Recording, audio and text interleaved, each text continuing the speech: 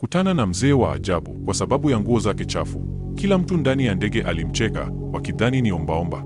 Lakini dakika chache baadaye, abiria wote ndani ya ndege walinyanyuka na kumpa heshima na shukrani ya hali ya juu. Hebu tuone kilichotokea siku hiyo, na huyu mtu wa ajabu alikuwa ni nani? Katika asubuhi moja ya safari ya ndege kutoka Dar es Salaam kwenda Nairobi, ndani ya ndege kulikuwa na makelele ya abiria waliokuwa wakiongea na kupanga mizigo yao. Wahudumu wa ndege walihangaika kuwasaidia kila mtu kupata kiti chake. Katikati ya umati huo uliokuwa na watu wa hali ya juu, ghafla aliingia mtu wa ajabu, takribani mwenye miaka 55. Mistari ya uchovu ilionekana wazi kwenye uso wake wenye ngozi ya giza, nywele zilizochanganyika na huzuni kubwa iliyokuwa imeandikwa usoni mwake. Muonekano wake ulimfanya aonekane tofauti na kila mtu kwenye umati huo.